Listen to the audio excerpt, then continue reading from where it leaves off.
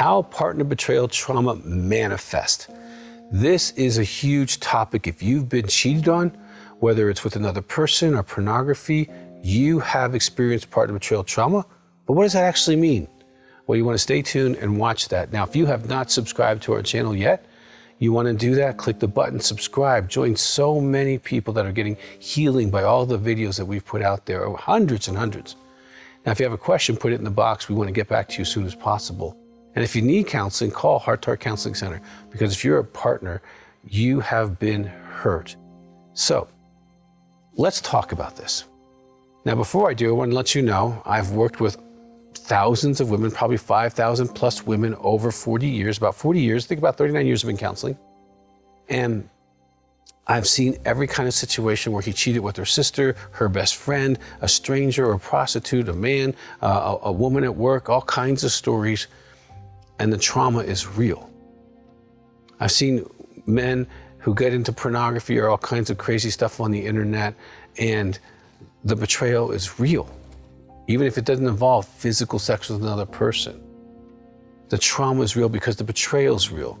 Now, in our book, Partner Betrayal Trauma, or the DVD, we have literally, scientifically proven that the trauma of betrayal is real.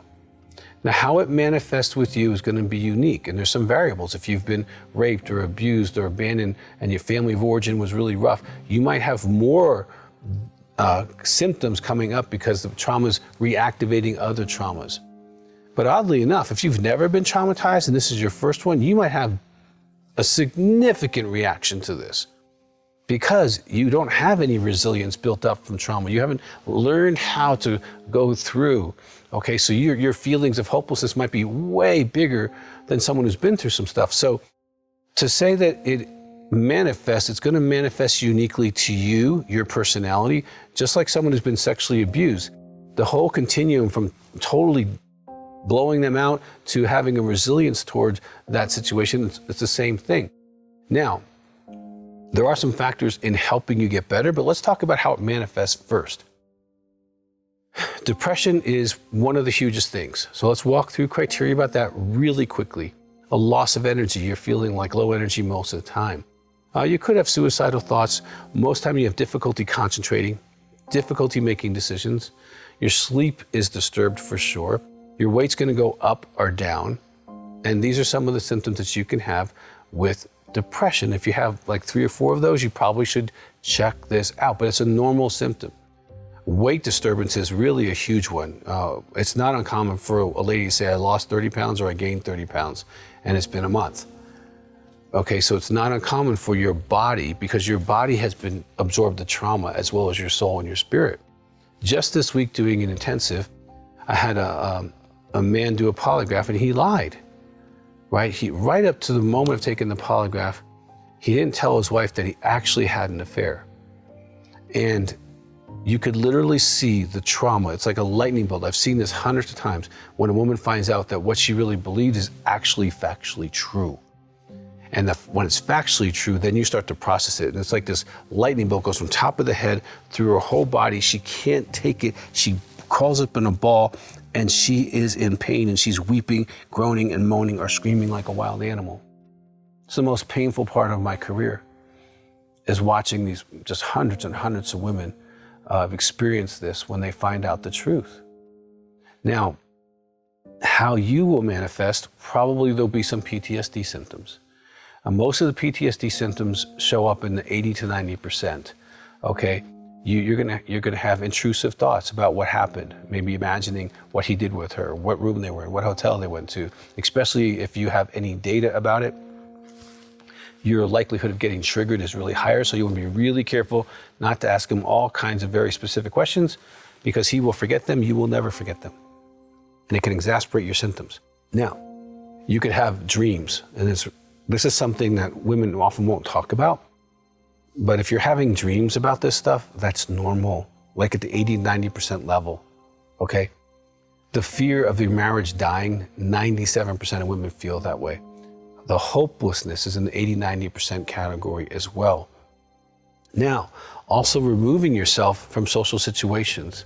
not talking to friends, pulling away, maybe making your world smaller seems to be generally true when you've been betrayed. That's one of the ways it manifests. Not being yourself, not being able to focus, not being able to push through, not having that extra battery is what a lot of women can say to me. They say, Dr. Weiss, it's like, I can't push.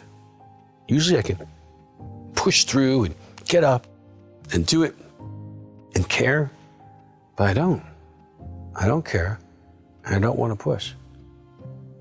And these are highly functioning women from all different socioeconomic levels and from all over the world. People fly from all over the country and world to Heart to Heart Counseling Center to do intensives. And even if your husband doesn't want to do intensive, you want to do one for yourself. We have ladies who do just partner betrayal trauma intensives, and they get really, really a lot of help from that. You're going to manifest, it's going to feel like, we call it your brain stuck, because it's like you can't seem to move on. It's like you stay rigid about what happened. You stay focused on this point in time, and you can't seem to move forward. Now, some of that is not in the soul or in the mind. It's literally your brain. Your brain gets impacted. You can watch the one we did on the brain damage on partner betrayal trauma.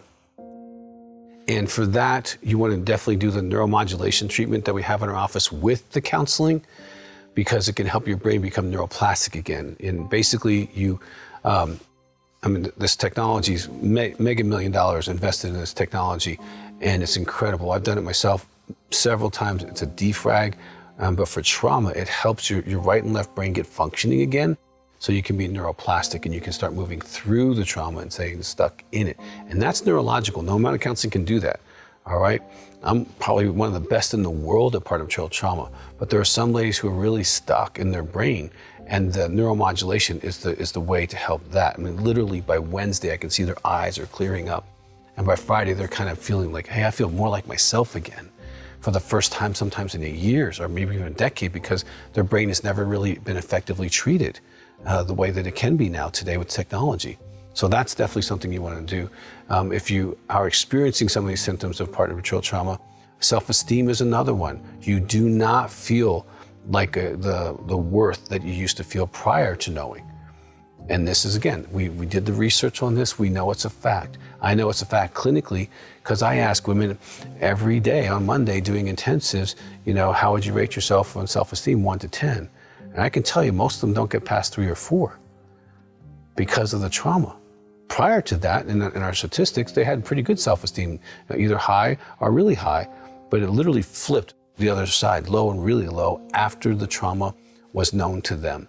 After they knew that they were cheated on, lied to, betrayed, hurt, and injured, and their life was not what they thought it was, they're different. The self-esteem, the sexual self-esteem can damage, questioning your body image, feeling like you're not enough is a huge way they manifest. Blaming the other woman for the affair, or the other man, whatever that is, blaming society, blaming even yourself, instead of giving blame and responsibility 100% to the person who did the act, your spouse or your partner. So that's another way that you can do that. Grieving is another manifestation, the shock, the denial. No, you couldn't have done that. That didn't happen. You must have been drunk. She came on to you, whatever. Denial. Anger is huge. We have a whole DVD called Calming the Storm of Anger, because you have to do the anger work as part of your healing. Going through the bargaining, if this wouldn't have happened, if that wouldn't have happened, if you wouldn't have traveled, if I wouldn't have went out of town, if you wouldn't have been at that conference, you wouldn't have met her, whatever, bargaining. And then the sadness that it actually happened. So this is another way that it manifests. So there's a lot of ways that partner betrayal trauma manifests. And it's going to be unique to you. And your journey out is going to be unique. I would get the partner betrayal trauma book, the workbook. I would get in one of our phone groups for partner betrayal trauma, join our Facebook group on that as well. Get support for yourself. The worst thing you can do is try to do this alone. Now, it doesn't mean you have to tell your best friends and your family, but you do want to tell people that know what they're doing.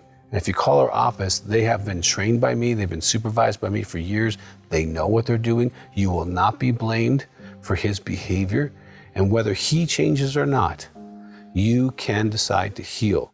Now, if you haven't subscribed to our channel, please do that. If you have a question about this, put it in the box. We'll get to it as soon as possible. I have seen thousands of women get better from partner betrayal trauma.